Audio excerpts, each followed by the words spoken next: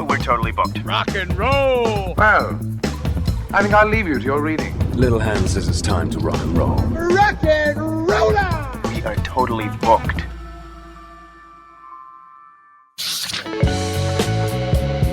Welcome back to Booked on Rock, the podcast for those about to read and rock. Find the podcast at bookedonrock.com.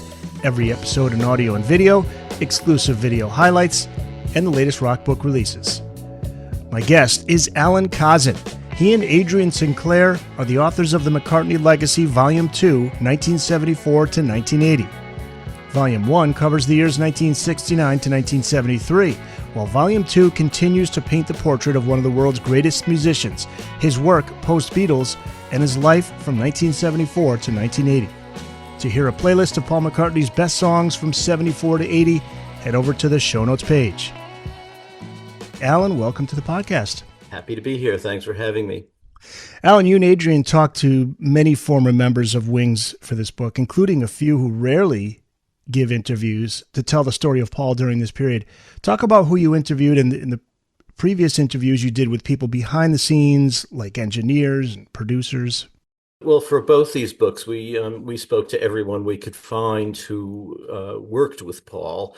I mean, there are thousands of people more who've worked with Paul. We tried to get the most important people, and obviously that would include the surviving members of Wings.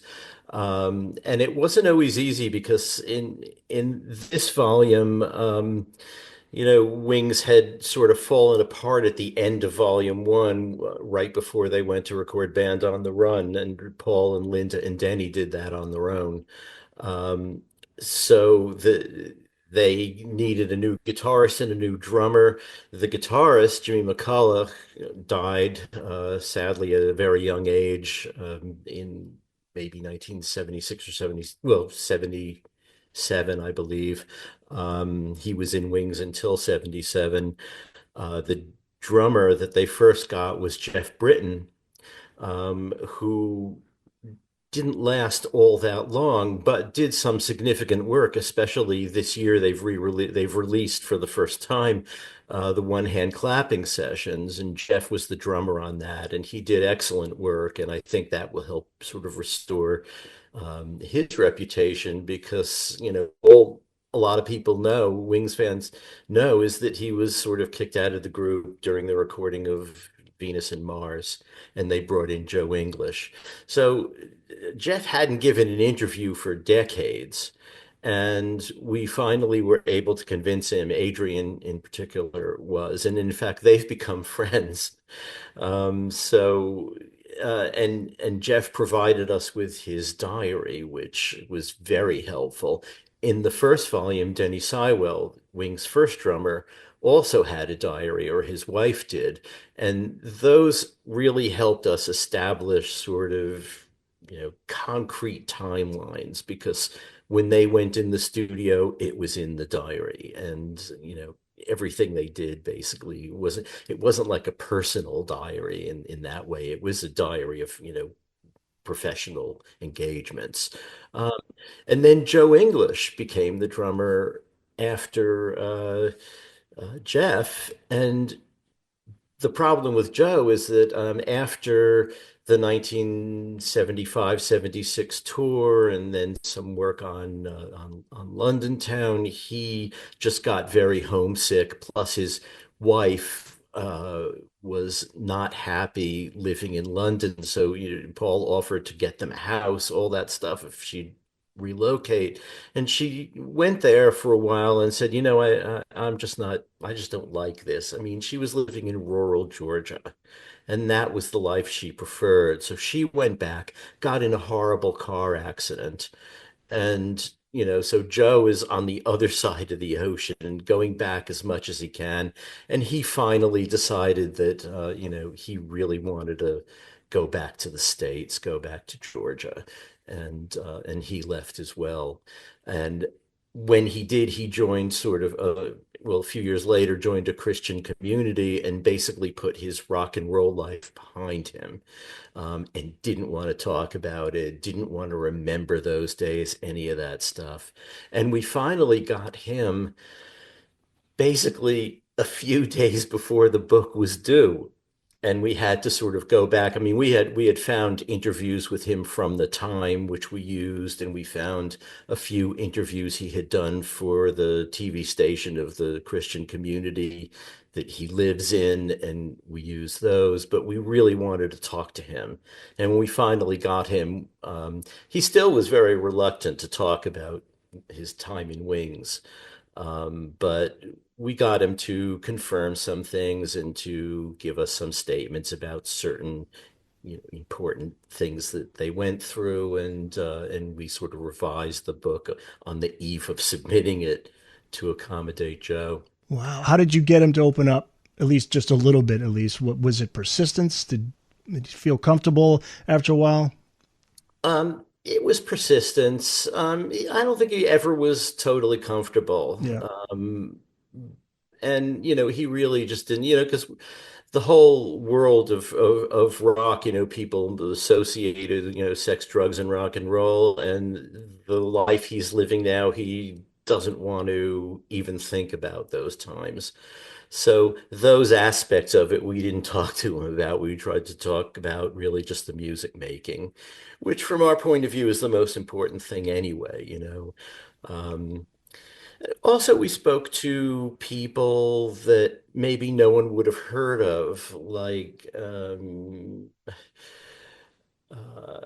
designers that like Stephen Thomas was a designer who designed MPL's headquarters. MPL is Paul's company in London, oversees his publishing and everything about his career. And they bought a building in Soho Square, which Paul wanted entirely renovated, and he had very specific ideas of what he wanted, and hired these guys to do it, and then invited him up to Scotland and said, I want to build a studio in this particular former cow barn.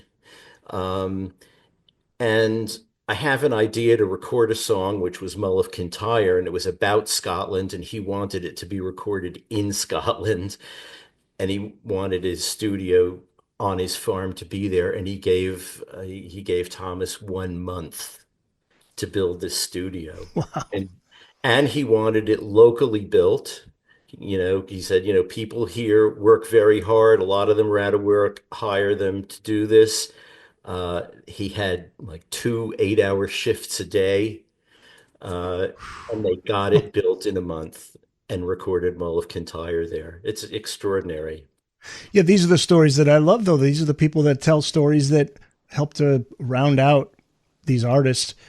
Yeah. For Paul, how he was in terms of how he was to work with, work for, what his work ethic was like. There was an interesting quote from Linda in the book where she talked about how he loved being around positivity, positive people. He didn't want to be around negative.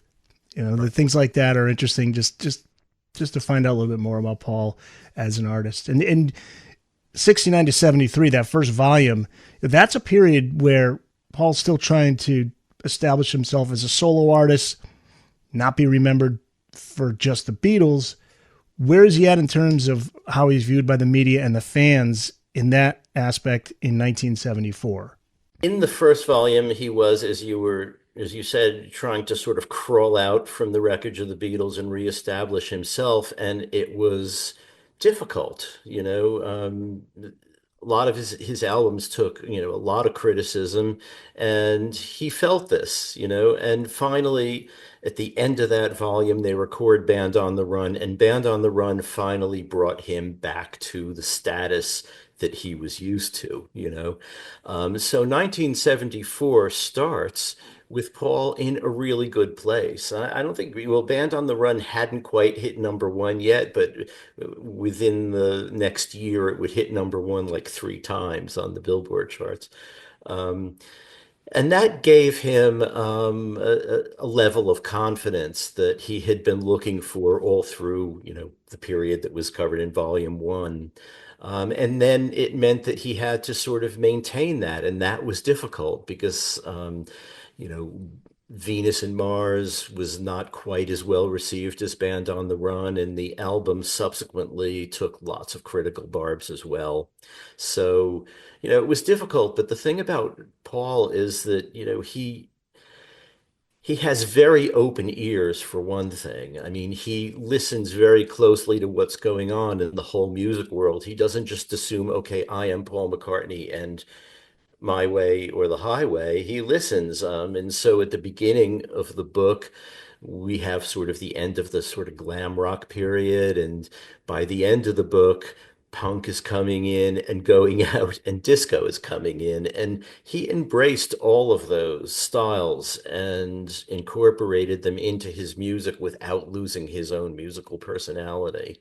Um, so, he just was intent on staying current, and he understood that, unlike during the Beatles times where they were always the leaders, now he had to sort of listen to what's going on, and he freely took ideas from all over the place. He went when he took Wings to Nashville for sort of a break-in period. And while they were there, they went to concerts. They saw David Bowie. And in his 1974 tour, Bowie used a brass section. And Paul had earlier seen the Stones in New York during a break on an earlier Wings tour, and they used the brass section too. So Paul began thinking, okay, brass section, interesting idea. He went to see Led Zeppelin in 1975, and first of all, they had an incredible sound rig, unlike anything he was used to seeing in concert. So he hired the company that did their sound rig and had them build something even more spectacular for Wings' American tour. I mean, that at the time was like the biggest kind of technical tour that had gone out yet.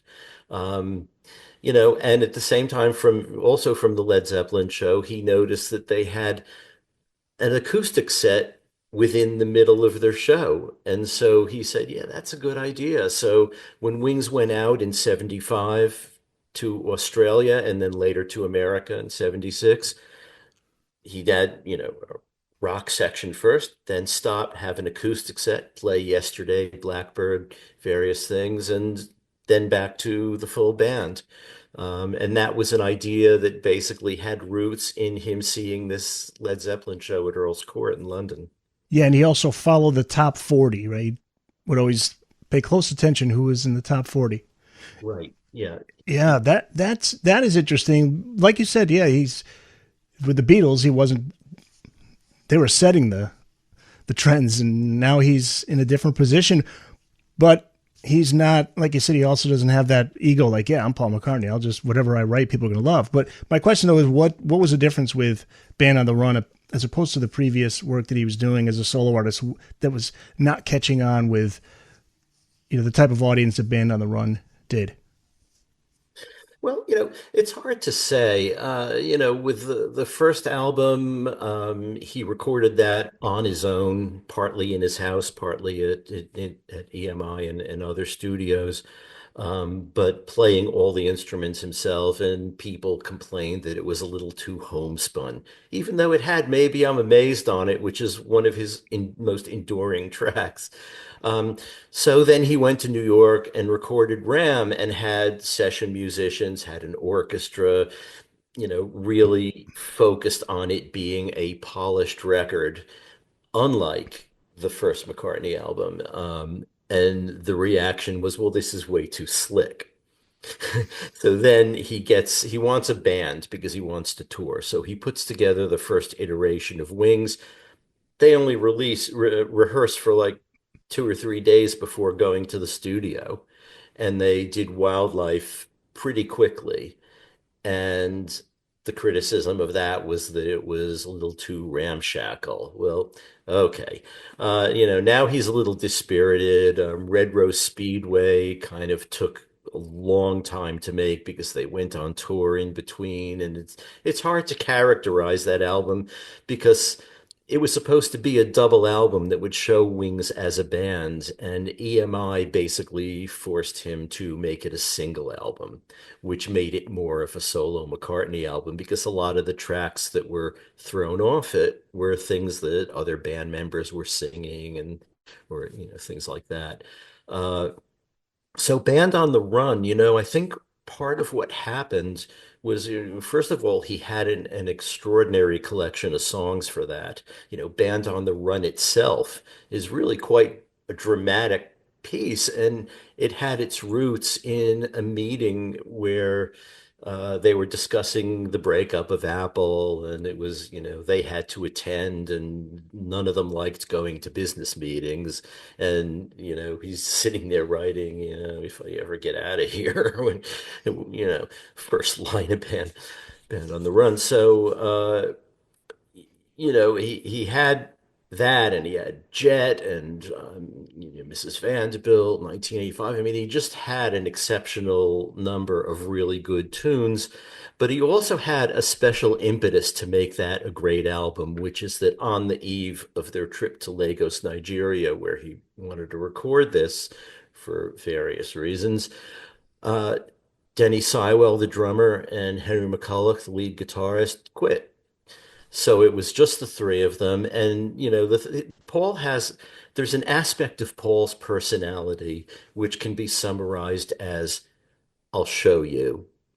In a way, his career after the Beatles was partly, I'll show you. I'm not going to just stop. I'm going to keep going and I'm going to do my thing. And now he's in Lagos, Nigeria with just the three of them. He's doing the drums himself. He's doing a lot of the stuff himself. And now he had two groups of people to show, the Beatles and the first iteration of Wings. It's like, okay, you're not going to leave me and think I'm not going to do a great album. I'm going to do the best album we've done. And that drive, I think, really pushed him to make it an exceptionally good album, and it worked. I mean, it's not like he didn't always want to make exceptionally good albums, but here he had that extra impetus of proving himself um, when other people around him had sort of given up on the idea of Wings. Booked on Rock podcast. We'll be back after this. Patience, boys. All good things to those who wait. You mentioned Jet. One of the early stories in the book is about Jet, how the record label wanted to release it as a single, but Paul wasn't convinced it was a good single. They actually had to convince him. Al Curry from Capitol Records had to convince Paul. Why was he opposed to it? Well, it wasn't so much that he didn't think it would be a good single, is that he didn't think singles should be taken off albums. That's right. And this was where time was outpacing him a little bit, because in the early 60s, the Beatles had that policy, we keep singles and albums separate. And that was actually pretty common in Britain among British groups. They released singles, they released albums, and rarely the twain should meet. It did in a few cases with the Beatles because, obviously the title songs of Hard Day's Night and Help were going to be on those albums. It was, and there were some other times, Yellow Submarine off Revolver, things like that. But he, generally speaking, liked the idea of keeping albums and singles separate. And in fact, the British version of Band on the Run does not have Helen Wheels on it because that was a single. And Al Corey called him the first time about that. And Paul said, okay, I'll put the song on the album, but only on the American release of the album, not on the British one. So Helen Wheels went on there, and the next thing Paul knew, Al Corey wanted to release Jet, and he had to persuade Paul that, look, our experience is that when we take a single from the album, it really helps sell the album. And that was persuasive to Paul, and he let him do it. The problem was that, it's a fairly long song, not quite as long as Hey Jude, but, radio liked it maybe a minute shorter, and radio stations were doing their own edits. And so Capitol did an edit. And for the one and only time Paul didn't feel he needed to hear the edit before it went out. But then he was in LA driving along and he heard the edit on the radio. Sunset Boulevard, right? I think he said he's driving. Yeah, and the edit really is a pig's dinner. I don't know if you've heard it, but No, but edits drive me mad because I just love the song as it was intended to be. Mhm. Yeah. And so he called, it was one of these great scenes where, he calls his manager at MPL in London. They call Capitol Records and call the guys. Well, Paul's in LA and he's on the phone to us and he's heard this track and he thinks it's awful. And Al Corey was able to say, well, we don't know what Paul actually heard, whether it's our edit or a radio station edit. So we'll tell him it's a radio station edit. But thereafter, Paul listened to all of the edits before they went out. Band on the Run was edited and other songs subsequently. That's a great story. Let Me Roll It is one of my favorite Paul McCartney deep tracks. It's one of my favorites, and that's on Band on the Run. Great song. Yeah. Great song. There's a visit from Yoko that Paul and Linda get in late March of 74, an unexpected visit. Can you talk about that visit, what was discussed, and how it sparked a jam session with Paul and John? Yoko went to London, visited Paul and Linda, and this is not a very well documented visit. Paul, we only found out about it really because Paul mentioned it in passing in an interview, and we began to sort of put things together because we were trying to figure out how this trip to LA that Paul and Linda took that ended up in that jam came about. And it turned, we thought maybe Paul went to New York to visit the Eastmans, which he did regularly. The Eastmans were Linda's parents, and Lee Eastman and John Eastman, Linda's father and brother, were Paul's managers and lawyers. So it turned out that Yoko went there and Paul asked, what's going on with John, because John was living in Los Angeles with May Pang and working out there, and he was getting into all kinds of trouble if he happened to drink too much in public. A lot of famous stories about that. The Lost Weekend that lasted a year. Right. A year and a half. Yeah. But he would do things like get drunk and heckle the Smothers Brothers and get thrown out of the Troubadour, and that would get into the papers, obviously. So Paul wanted to know what's going on, had a heart-to-heart with Yoko, and asked Yoko, would you want Paul back? Would you want John back? And she said yes, but he'd have to woo me. He'd have to, we'd have to go out on dates. He'd have to get me flowers, all that stuff. And so Paul and Linda flew to LA, found out that John was in a recording session working on Harry Nilsson's Pussycats album. Went to the studio, and also at the same time, Stevie Wonder was working in that studio complex and came down the hall and visited, and they all went in and had a jam, which was recorded. And it's, the one reel of it that has made its way out into the public is really not that great a jam.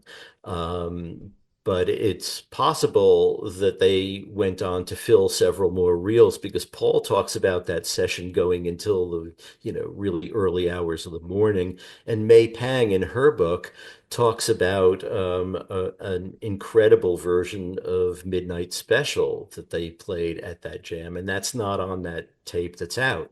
So it's very possible that there's more and that it's better than what we've heard. But the next day they went to where John and May were living, and Harry Nilsson was there, and Keith Moon, Ringo, Mal Evans, all sitting around the pool. And Paul took John into a room by himself and said, "So listen, do you want to get back with Yoko?" And John said, "Yeah." And Paul said, "Okay, I've seen Yoko, and this is what you have to do." I mean, it's almost as if they were living out the lyrics of "She Loves You." Yeah, that's true. Well, I saw her yesterday. Right. You think, yeah. So, he told John what Yoko had told him. And, then strangely enough, He went back to New York, went to the circus with his daughters, and then flew back to LA because they wanted to go to the Academy Awards. So talk about a jet setter. Speaking of the Beatles, there was almost a handful of years since they disbanded, but in 1974, they're still battling over business dealings, Yeah. right? The Apple negotiations. What were the disagreements over, and how do they ultimately settle? Well, the disagreements were really over how to divide up the money because all the money was going into Apple, including Paul's solo records. The royalties for that were going into Apple because the contract that they had with EMI treated solo projects and Beatles projects basically the same. Whatever it was, Apple would be paid. And Paul tried to get EMI to pay him directly, but they wouldn't do it because that's not what the contract said. And this had a lot ramifications for instance, how he could run Wings. I mean, he was funding Wings out of his pocket, basically. He was paying the players a salary, which they were complaining wasn't enough. And and it made it very difficult not having access to the royalties for his own recordings, let alone the Beatles stuff. And it took a really long time, I mean, years, to finally sort that out.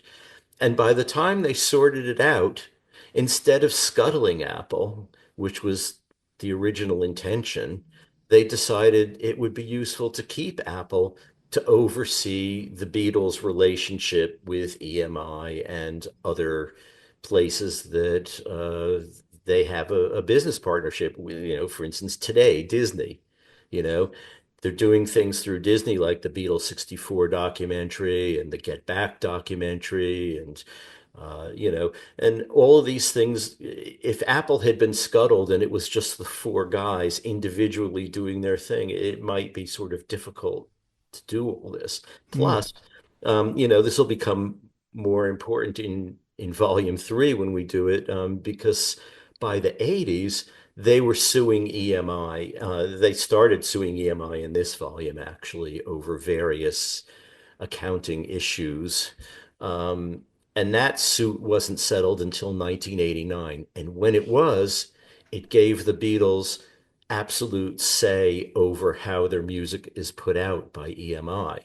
So, for instance, in this volume, EMI puts out the rock and roll music compilation and the love songs compilation and stuff like that. And the Beatles can't stop it. And they just sort of shrug their shoulders and say, well, it's nothing to us. They own the tapes. In 1989, the settlement was, okay, EMI owns the tapes, but you cannot make any compilations or put out any unreleased stuff or anything without our being involved. That's huge. Yeah, it was huge. But it required having a place like Apple to make that kind of deal, for the four of them to stand as a unit. So it's kind of interesting that, they took years to take Apple apart only to keep it together. Yeah. But they did get their individual money, and that was the issue. And what made it complicated were things like, the way the Beatles had often sort of worked and lived is, they went and got something and sent the bill to Apple. So John's living expenses, for instance, in New York at the Dakota, all went to Apple, and John had spent something like $2 million. And, the others are saying, well, I didn't necessarily spend $2 million, so we can't now divide this chunk up absolutely evenly. We have to account for the bills that we have each put in to Apple. And that got really, really complicated. I'm sure. I'm Yeah. sure. Yeah.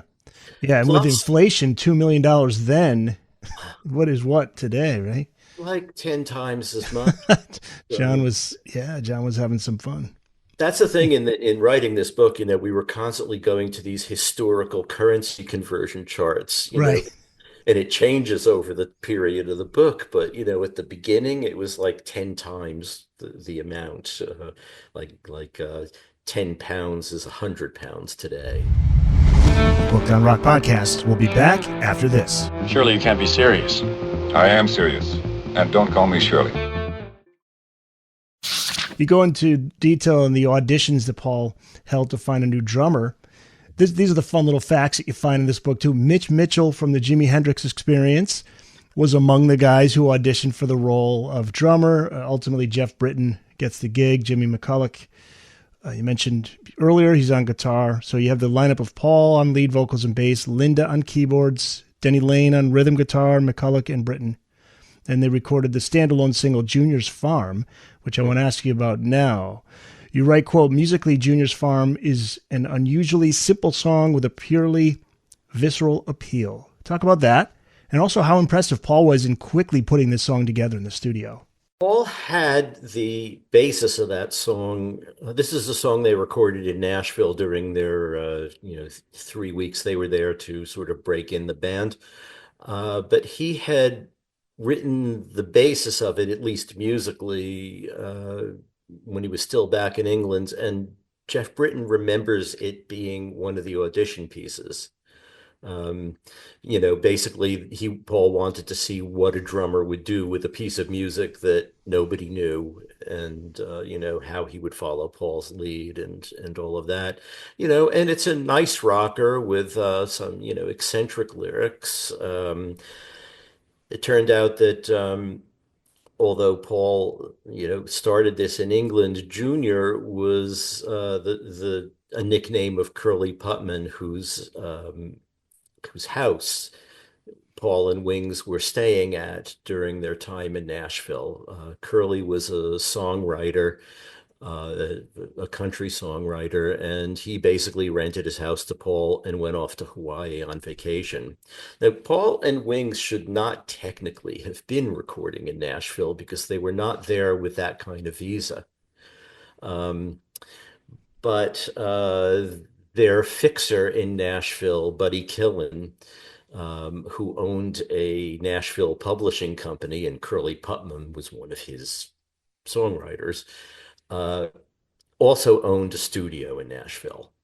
And he basically finessed it with the musicians union and anybody else who would ask, so that Paul and Wings could do some recording there, just sort of under the radar.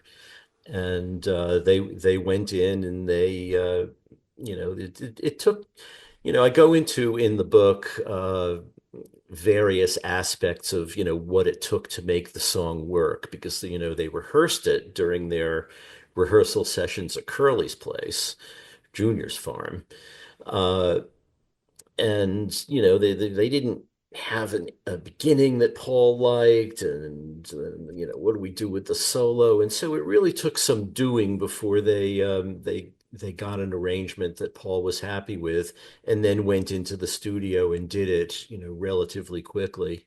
And that's the first thing that Jeff was on, and Jeff and Jimmy as a member of Wings, because Jimmy recorded with them before. Jimmy recorded.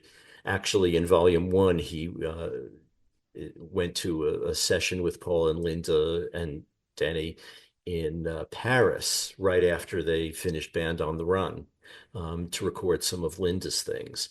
And that was partly to audition, Jimmy, and there was another drummer who ended up not staying with him because he had made a commitment to someone else. Then in the beginning of '74, they recorded Mike McGear's album, Paul's Brother, which was basically a Stealth Wings album. That's interesting.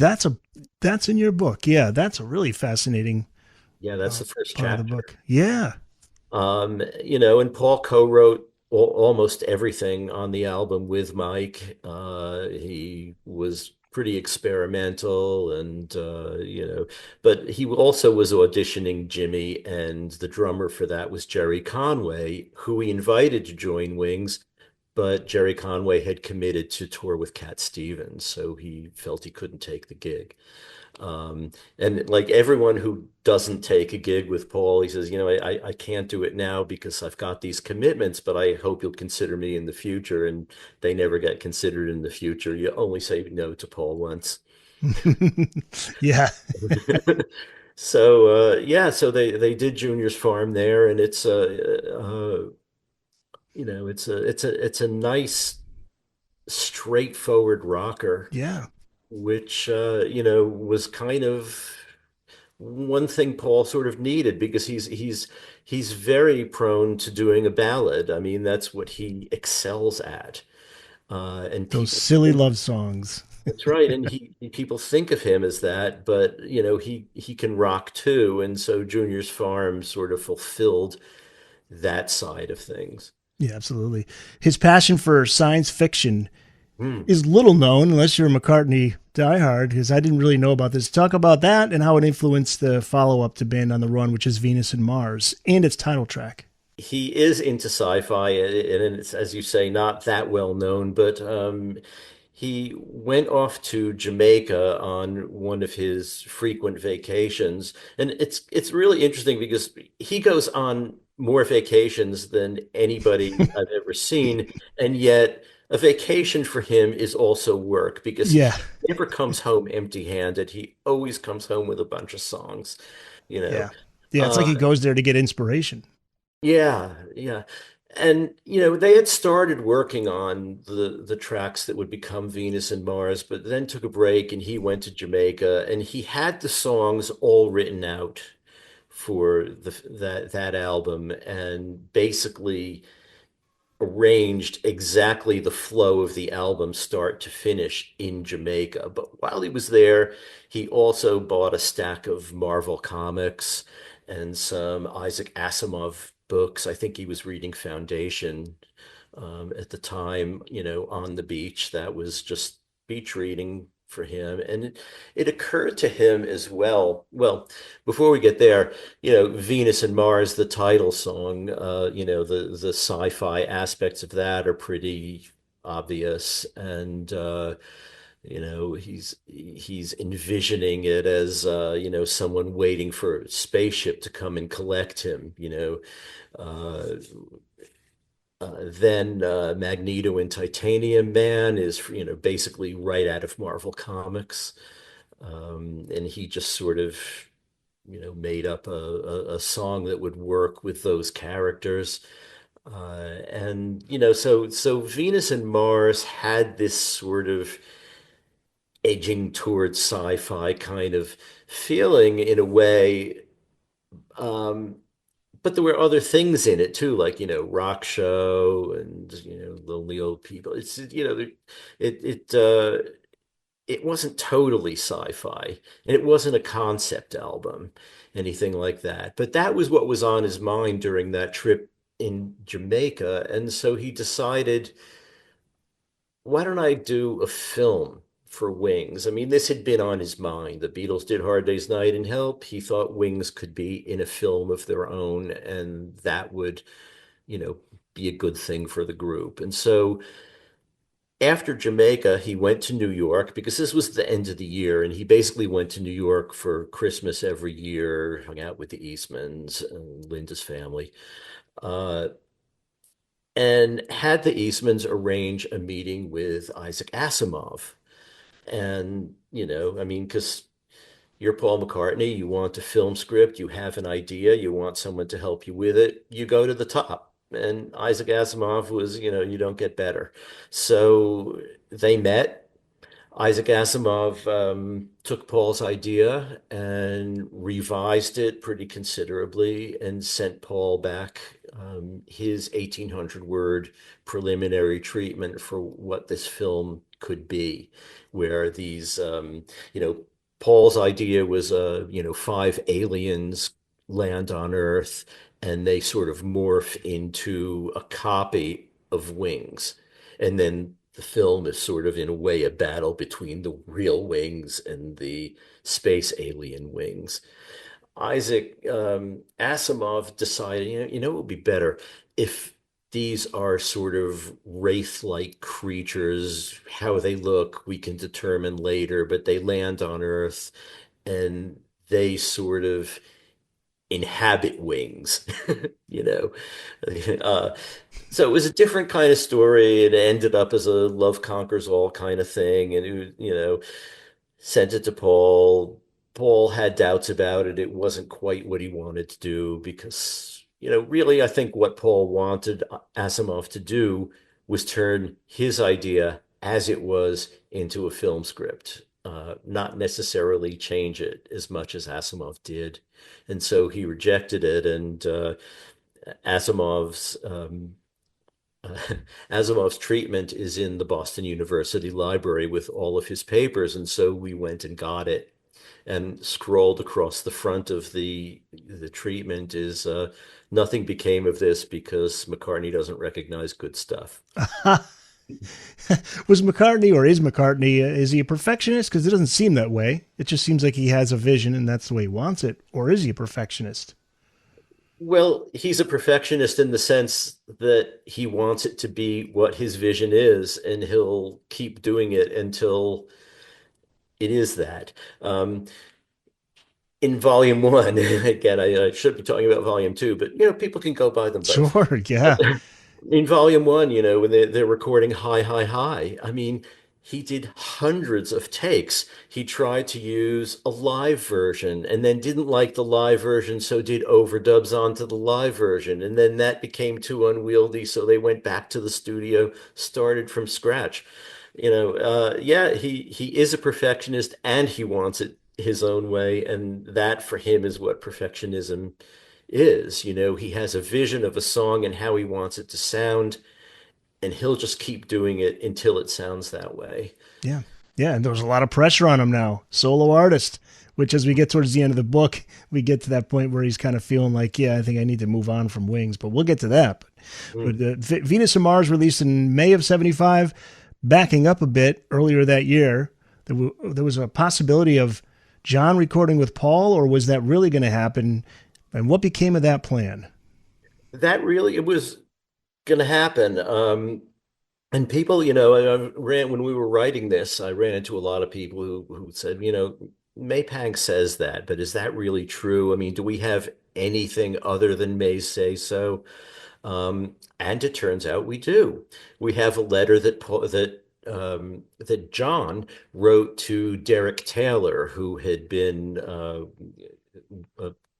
head of publicity at Apple, and he was an extraordinary character. He did all kinds of things, but they remained friends after the breakup, and John would send him postcards and letters and things. And Derek actually, in one of his books, reproduced this letter. And it's a book, Derek did these books for Genesis Publications, which is a limited edition British company that puts out, beautifully done leather bound volumes. And so this is a book that, there aren't that many copies of it around, but I have one, and I was sort of looking through it for any indication of anything we might need. And what did I find but a letter from John saying, yeah, I'm going to go down to New Orleans and see the McCartneys, and we'll see what happens. Wow. So, yeah. So that's confirmation. But what happened was John at that point ended up getting back with Yoko. Pretty much right about when he would have had to go down to New Orleans. And, if you're reconstructing your marriage, it's not necessarily the ideal time to go flying off and work with one of your friends. So he decided to stay in New York with Yoko. And that was, to the relief of Paul's manager at MPL, Alan Crowder, who said in an interview at a certain point that, I think if John does come, it's just going to distract Paul, and it's going to throw everything off course. It would be much better if he didn't come, but no one is going to assert to Paul that John shouldn't come. Right. The distraction being, because I was going to ask about their relationship, was the distraction maybe they were very competitive, like neither of each other complimented each other's work, right? John didn't John take one of Paul's albums and use it as a frisbee? Yeah. So was that the case? Yeah, I mean, but they were very competitive even within the Beatles, and and that's possibly one reason the Beatles were as great as they were. You have two Yeah. excellent songwriters trying to top each other all the And time. there we go back to, Paul needing that fire lit underneath him to really step it up.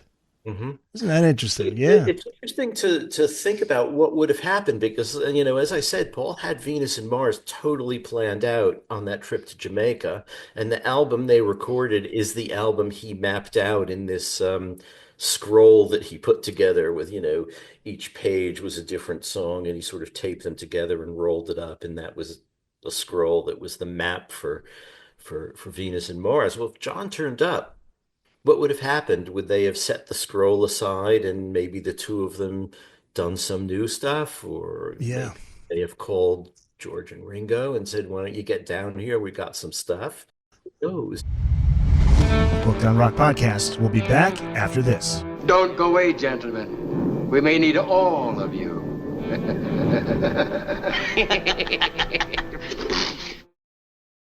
When was the Saturday Night Live story? That was the story about Yeah, that was Lorne Michaels, one of them. April 24th, 1976. Okay.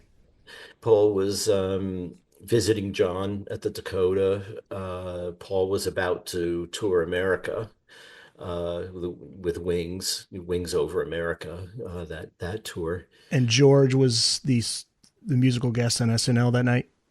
No. George turned up later in the year, I think, in fact, might have even been in 78 around Okay. Thanksgiving. Yeah. Um, it was just the two of them, and they were watching, and Lorne Michaels, held up his $3,000 check and said, "I'd like to invite the Beatles to come. If you want to pay Ringo less, that's keep me out of it. Divide it up however you want." And they thought, well, should we go down there? I don't, and then they decided not to. But then that became sort of an interesting research issue too, because there are a lot of discussions on Beatles chat boards and on Facebook and in various places where people are saying, because Paul, in a later interview, said, well, okay, you know what? John and I really weren't together that time. I went a week later and John told me about it. So Okay. we've got Paul telling that story both ways, and we've got John telling the story where, he and Paul were together and watched the show.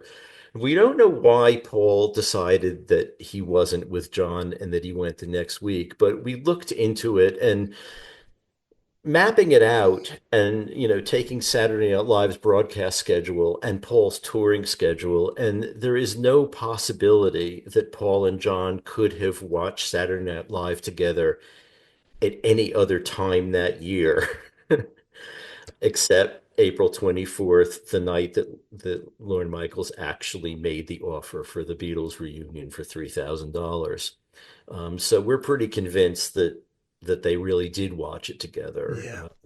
I Man, I don't know. I was, for some reason, I thought George was there that night, but the story would have been that they would have called George and Ringo, and the four of them would all meet up. Well, that's the thing with Paul. Sometimes you get different variations on the stories behind songs of his, right? Like sometimes it's like, oh, I wrote that after my pet. And then in another interview, he says, no, I wrote that about a friend of mine who's, right? Isn't that with... He does change his mind sometimes, or simply forget. Right, because it's a long time ago. It was a long time ago, and it turns out that the Beatles are, in fact, human, just like the rest of us, and they have memory issues like we all do. I think every one of us in our lives has stories that we tell, and someone else who was there will say, no, it wasn't that way, and who's right, but Paul, at the time he wrote Jet, for instance, he said that the name was taken from a dog. Right. That, it was the runt of the litter and he really liked it and it was black and they called it Jet and he used that as the title. If you look in his lyrics book, he will tell you that Jet is named after a horse, and there's a picture of a horse crossing Abbey Road crosswalk, the famous crosswalk with Linda, and that horse is also named Jet. But he didn't have that horse until, way after Jet was written and recorded and out. I mean, years later. Yeah. So, now I'm not saying that he's lying. I think he just sort of, this isn't the most important stuff in the universe. Exactly. So this is why, I mean, we have Adrian and I in our archives that we've assembled to use for this book, just things we've collected all our lives and things that Adrian has gotten during his research trips. And we have thousands, literally thousands of Paul McCartney interviews on audio, video, and in print. And what we've always tried to do is go back to the interview that is closest to the event that we're writing about, on the theory that that will probably be the most accurate. It's not always the case, because sometimes people have an agenda at the time something's happening that prevents them from telling absolutely every detail of the story or whatever. And so maybe sometimes later they're more accurate because they feel free to say. But generally speaking, we feel that what he says close to the event is probably the most accurate telling. And so we go for that when we can. But sometimes he doesn't talk about these things for a couple of decades. So, it depends what he's asked. How about his war with the music press, like NME? There's a story about is it Charles Shar Murray of NME? A little back and forth, a little tense back and forth there. Very, yes. Charles Shar Murray, I mean, earlier on, wrote some very positive reviews of Wings. But for some reason, he just hated Venus and Mars. And he went to interview Paul. And the interview, judging from the write-up, which basically included absolutely every second of the interview, including Paul saying, and and he just left everything in.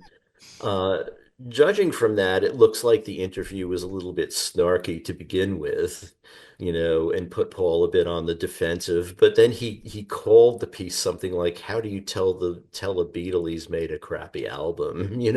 Something like that.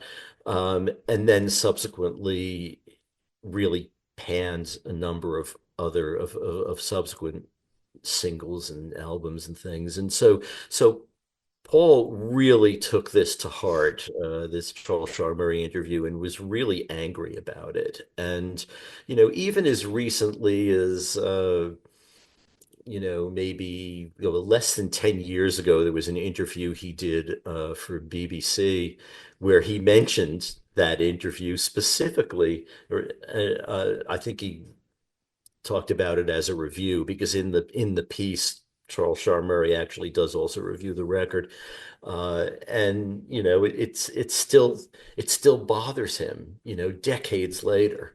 So yeah, and so for a while, NME wasn't invited to certain press conferences, and basically if they had a request, it would be denied. So and NME noticed this, and they wrote about it as well. That's in a way one journalistic thing you can do. I mean, I remember from my time at the New York Times is, you can, if you've been banned from something, you can mention in print that you've been banned from it. And it's actually in some ways more embarrassing to the person who banned you than it is to you. Yeah. So, makes them look like they're thin-skinned. right. Yeah. So that's what NME did. And then eventually Paul and NME got back, on track. But yeah, there was a very fraught time between Paul and NME there. Booked on Rock Podcast. We'll be back after this. And remember, my friend, future events such as these will affect you in the future. Before my next question, I just want to share, there's some great stories throughout the book. There's one that I wanted to share, and it's the one where Paul's talking about seeing Jaws. And you write here, the McCartney spent the 4th of July weekend with the Eastmans in East Hampton. Evenings, Paul and Linda slipped out to the local cinema to catch a handful of movies, including Robert Altman's musical drama Nashville and Steven Spielberg's killer shark thriller Jaws. During the day, Paul continued to hone his fitness levels off the coast of Long Island. Paul said, "We saw Jaws on July 3, so the next day we were swimming cautiously." Those are great entries throughout the book. Just take it back in time. Allan Kozinn, co-author of the McCartney Legacy Volume 2, 1974 to 1980, along with, of course, Adrian Sinclair. Adrian would have been here, but it's like 11:30, or now it's past midnight where he is in the UK. So we'll say hello to Adrian.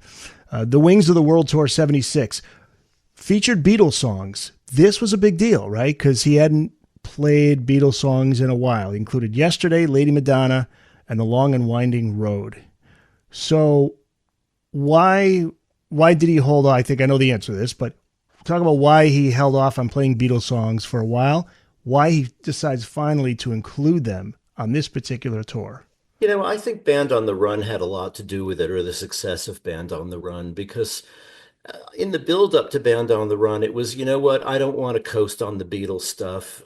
I want to establish Wings as Wings, and even though the players in Wings wanted to play Beatles stuff, and they tried it in 73, they played a couple of songs at a show, at a TV taping for the James Paul McCartney TV special, and then that night they did a charity show at the Hard Rock Cafe in London and played the same set with I think it was Long and Winding Road, but he didn't really want to incorporate that into touring, and because he wanted to establish Wings as its own band, no Beatles covers, nothing like that, and with Band on the Run and the success that it had, I think he felt finally, okay, I have now shown that I can make a spectacular album that everybody loves, including critics.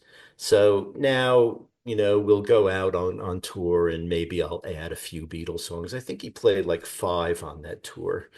And the response was obviously going to be very gratifying for him. When they played Yesterday in Zagreb, in Yugoslavia, the audience sang along in English the whole song, and we interviewed, among the people we interviewed were his sound crew, and they said, yeah, he's looking off to the side of the stage like, what, wow.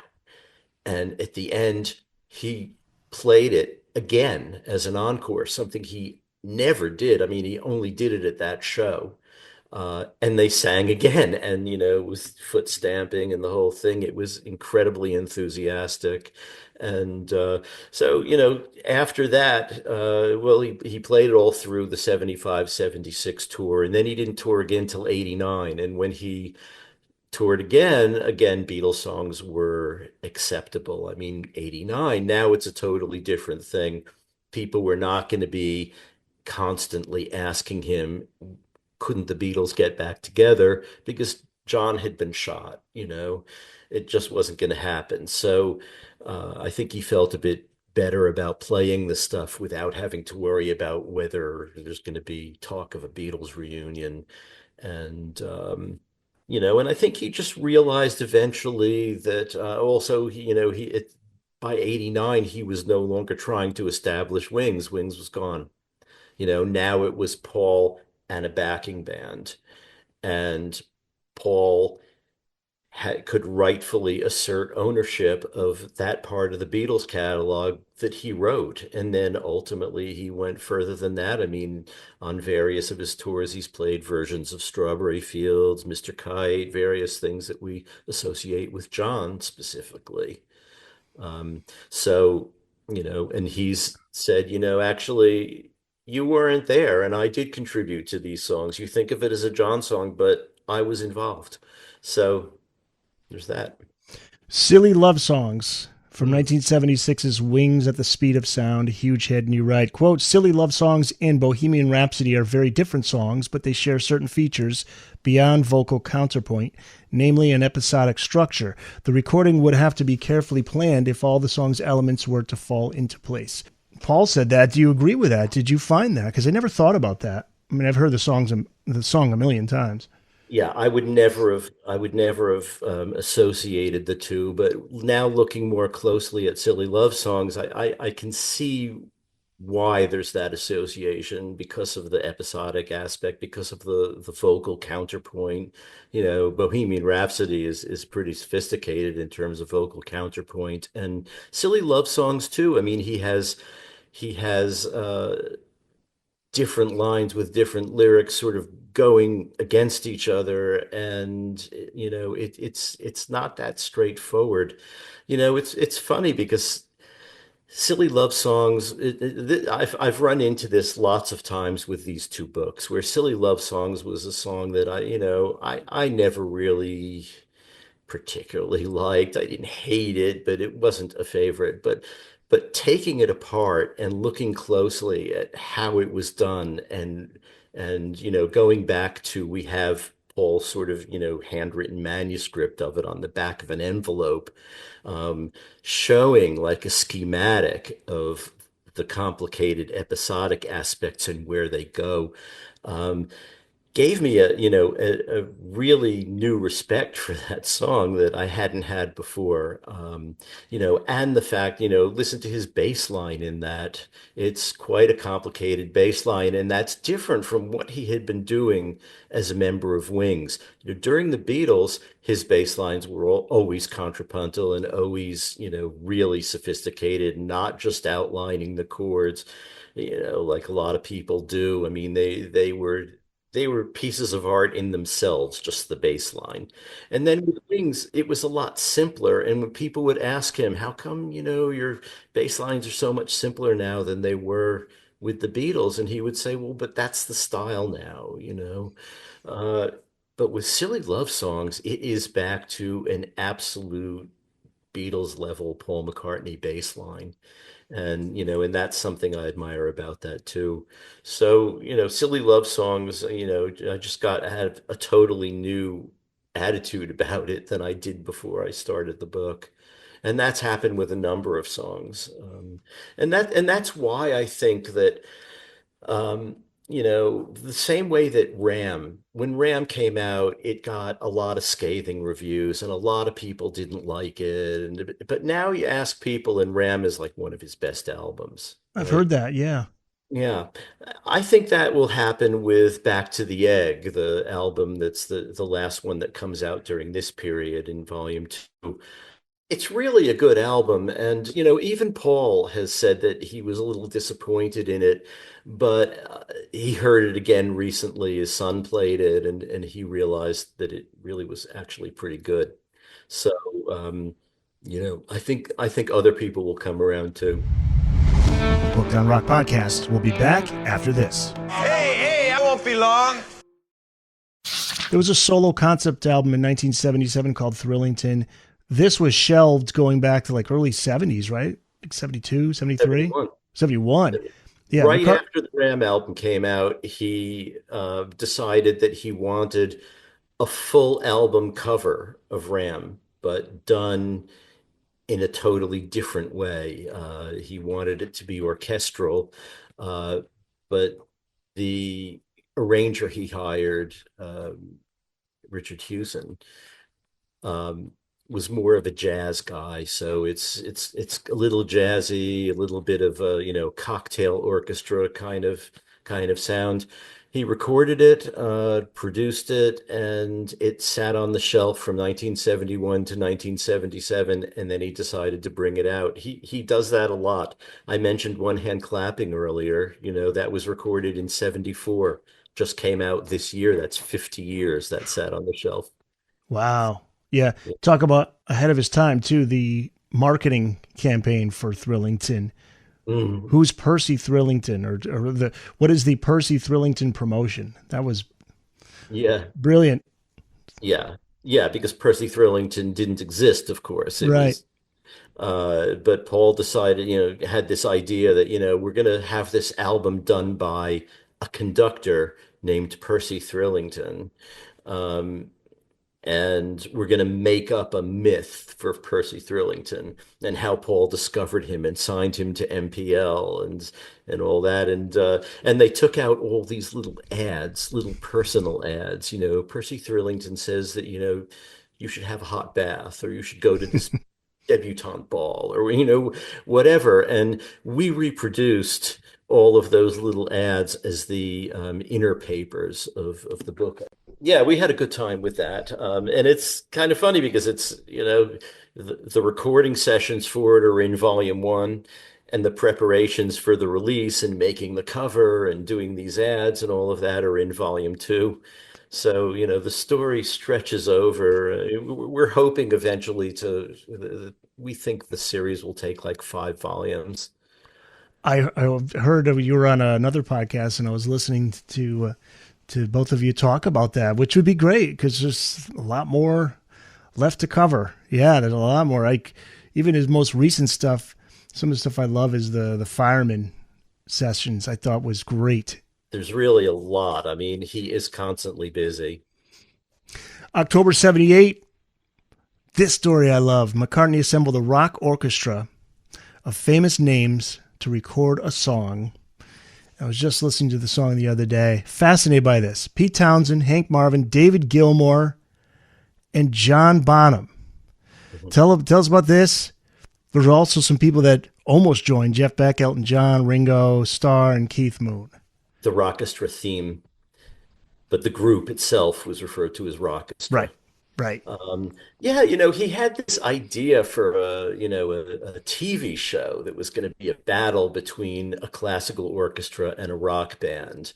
And this has, in a way, nothing to do with as he envisioned it. It just became this one song. But that was the genesis of this idea. And he just sort of called up everybody and said, "You want to come down to the studio and do this thing?" And he wrote a very simple thing. Rochester is not complicated, and because it couldn't be complicated, they were just going to all turn up in the studio that day and record it right then. So it's simple, but it's a great song. I love it. It's cool. It is a cool song, and and he also had it filmed, but he decided that because he didn't want the players to be self-conscious about the camera or mugging for it or anything, he would have the camera hidden in the studio. So they built a fake wall and the camera's behind it. They weren't able to use the film because since he didn't want anybody to know that he was filming, he obviously didn't have them sign releases. Yeah. And without releases, you can't put anything out. So he's got this film of Rockestra. It's been bootlegged. People have seen it.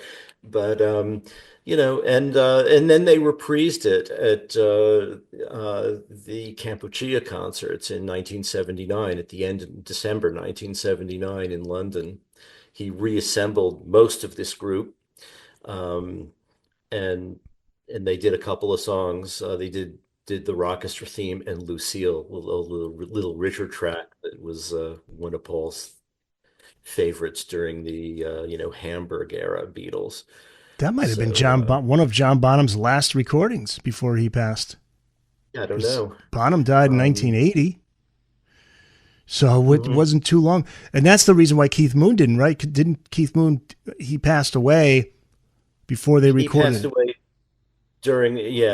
away during the time they were working on Back to the Egg. Yeah. So they were going to he was going to reach out to Keith Moon, but he passed. What about Jeff Beck, Elton John, Ringo Starr? What were the reasons they didn't take part? Jeff Beck wanted approvals of the music and what he'd play and various things that Paul considered unwieldy or that he just didn't want to do. Elton John, I believe, had another recording session that day, so he couldn't make it. And I'm not sure what the story was with Ringo. Booked on Rock Podcast. We'll be back after this. I'll make a note of it. Wings released 1978's London Town, which includes With a Little Luck. They're down to a trio now: Paul, Linda, and Denny Lane. Guitarist Right. Lawrence Juber and drummer Steve Holley on Back to the Egg. Right? Okay, this is the last Wings album. Respectable numbers, but not what Columbia was expecting. You state in the book that Paul may have been feeling the pressure from the enormity of a deal with Columbia that triggered and magnified his insecurities. I don't know that it affected the songs on Back to the Egg. I think it affected the way he marketed or didn't bother marketing Back to the Egg. He signed this new deal with Columbia, which not only gave him what was reported as like the, highest royalty anybody was getting and the highest advance anybody got, but also Columbia gave him a publishing company that they had owned and had, tons of interesting copyrights. Paul, there's another aspect of Paul that people don't often think about, which is his sideline as a music publisher. Started in volume 1 when he bought Buddy Holly's catalog. His father-in-law, Lee Eastman, was also involved in music publishing. That was one of the things that he did as an investment. And when Paul was talking about, what do I do to be able to keep some of my money once it gets out of Apple, or even just the bit that I've still got. And Lee said, well, you should do what you love. And what you love is music. And I know something about music publishing. Let me show you. And so Paul began buying these catalogs, and he ended up owning, enormous numbers of standards and Broadway shows and all the Buddy Holly stuff. And he's very serious about his publishing empire. And that actually, there were other companies bidding for Paul, and the publishing basically put Columbia over the edge.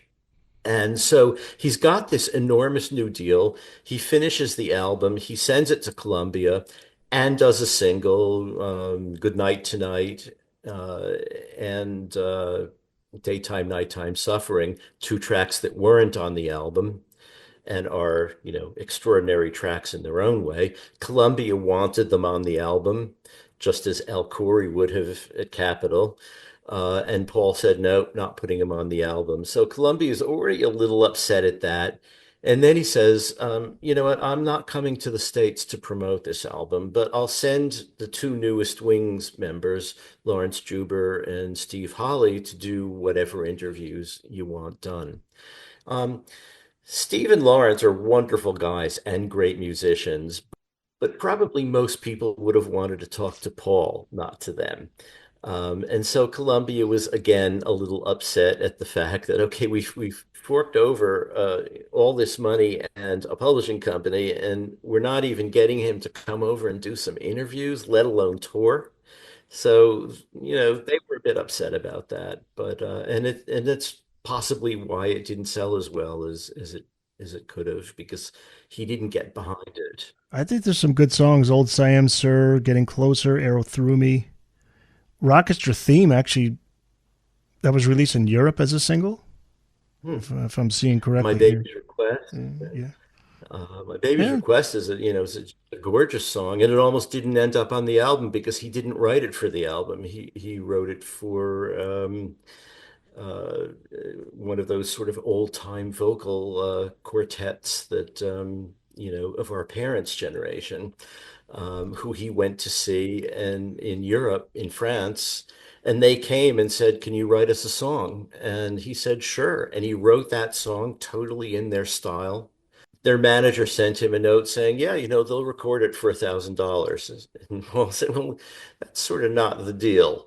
So he took the demo that he recorded with Wings and put it on the Back to the Egg album. And it's a great track with a great opening guitar flourish by Lawrence Juber. It's and it was one of the ones that they made a video for. So winding down with 1980s McCartney 2, that's a departure for Paul. That's a solo project. Much of it relies on synthesizers, studio experimentation. From reading the book, it seems like Paul was thinking about going solo on that last Wings tour. Like, he officially announced that Wings were no longer, I think, in 82, I believe. But What was his reason or reasons for going solo? He was kind of feeling like it was too much weight on his shoulders. I think he finally realized that he didn't really want the headache of running a band. Um, Even though this version of Wings was probably the least headache producing of any of the former ones, because nobody was complaining. Nobody was insisting on doing things their way rather than what Paul wanted. They were significantly younger than Paul, and they were doing what he wanted done. Lawrence Juber was, an excellent guitarist. He was classically trained and he had experience playing in a jazz orchestra. He had a lot of studio experience, recorded everything from, James Bond movies to, jazz records and some rock and Steve Holly had been touring was recorded with Elton John, recorded a full album with Elton John. Um, and I think he was touring with Kiki D as well. So he also had a lot of experience. So you've got these two guys who are doing everything Paul wants, not giving him any pushback, having a great time. And he decides that he's had enough of running a band. So I don't totally understand it, because you would think that finally it's gotten to be what he wanted it to be.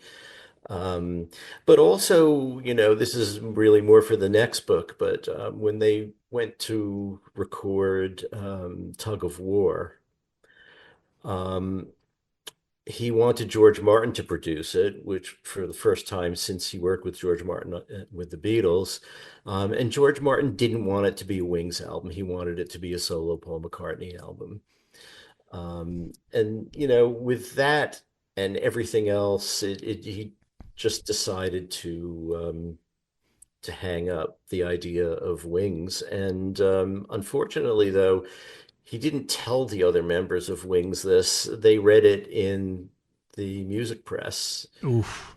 and called him up and said, I'm so Paul, we read this thing." And he's, "Oh, yeah, I've been meaning to call you." Oof.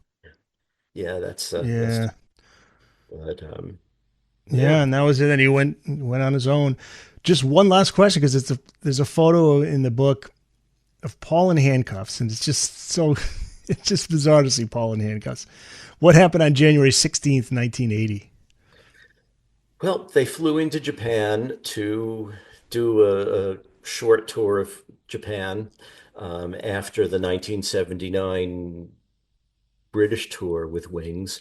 And Paul had been warned by everybody not to bring pot into Japan, because it's not the West. Well, it's kind of a westernized country now, but it's a different kind of place, and they don't tolerate that, and you'll be in jail for a long time. Uh, Everyone told him that. Chris Thomas told him that, who produced Back to the Egg. Other musicians told him that. But for some reason, he decided to bring a significant amount of pot in his suitcase, just in his suitcase under a sweater. Yeah. And they landed, and also he could have known too, because he was supposed to tour with Wings in 1975, and he had his visas and everything, and the Japanese government in the last minute said, "You know what? He's had some pot busts. We don't want him to come into the country." So he knew what the Japanese attitude towards marijuana was. Got online. Lawrence Juber is standing right next to him. He's got a brand new Gibson guitar that he just found in New York on the way to Japan. Guy opens the suitcase, puts his hand in. Uh-oh, what have I got here? Takes out the pot, and suddenly Paul and Lawrence Juber are led into separate rooms. Juber had to sit there while, well, guy comes in with a screwdriver, has him take the guitar apart to show Oh, that there isn't any marijuana in the guitar. And Paul is arrested and led away in handcuffs. And the book pretty much ends there. It goes on a little bit yeah. more, but it describes basically Wings reaction to the news, because they're just getting the news. And I'm going to post this on one of my social medias tomorrow probably, but we have a clip from the audiobook of, you know, Denny and Chris Thomas. Chris Thomas, the producer, went on this tour with them, and by the time he gets to his room, he gets a phone call from Denny saying, "Turn on the TV." And Chris Thomas says, "What channel?" And Denny says, "Doesn't matter." Yeah. any of television, this was a big thing. Sure. Yeah. Wow. They decided to unwind by going out to a club after that. And they basically said, on the way to the club, there were posters for the Wings tour on every single telephone pole. On the way back from the club, they were all gone. Booked on Rock Podcast. We'll be back after this. We will now pause for station identification. This is NUTS. All right, so what are the plans for Volume 3? 4 and 5, too. What are the plans for the future? Well, the way we're looking at it now, and, things change, but Volume 3 will cover all of the 80s. Volume 4 will cover the 90s. And Volume 5 will be from 2000 until whenever we're finished, Yeah. And that'll take us a while. It'll take us a bit longer to do Volume 3 than it took to do Volume 2, because we basically had done the research for Volumes 1 and 2 together. Yeah. Well, because you mentioned there was as far as who's going to publish it, there was just a 2-book deal initially. Is that what I heard? Or Right. Yeah. We initially had a 2-book deal with Day Street, and we will at some point soon after this one comes out, be discussing the future with them again. We talked to them. Well, when we first signed the deal, I had lunch with our editor and publisher, and she said, "So how many volumes do you think it would take to do the whole story?" And I said 5. And the look of horror on her face made me say, I mean 4. Did I say 5? I meant 4. Yeah, but then last February, when we were at Fest for Beatles fans, signing books, she popped by and we had a chat with her, and she said, "So do you think you can do 5 volumes?" And I said, "Yeah." So we'll see how it goes, but we do need to have some more meetings with them and see what their feeling is. And if they don't want to do it, I'm not sure. I guess we'll try and find another publisher. But it's you don't want to break up a series like this. Yeah, absolutely. Well, I'm looking forward to it. I think maybe my favorite Paul song solo from the '80s would be "No More Lonely Nights" with David Gilmour. Just there's songs that I'm really looking forward to reading about in the albums. Of course, his work with Elvis Costello, right, and "Flowers in the Dirt," and all that stuff. So I'm really looking forward to it. Right now, though, everybody can go out and get Volumes 1 and 2. The McCartney Legacy Volume 1 covers 1969 to 1973. That's the red one. Yep. And Volume 2, 74 to 80, is the blue one. And they're both out now. You can find them wherever books are sold. Now, what about where can people find you online, Allan? Is there a website for the book series? There is a website for the book, which is mccartneylegacy.co.uk. Day Street Books also has a website for it, which I think is called mccartneylegacy.com. You can look it up. Facebook page. We're all over the place. Allan Kozinn, thanks so much. Thanks for having me.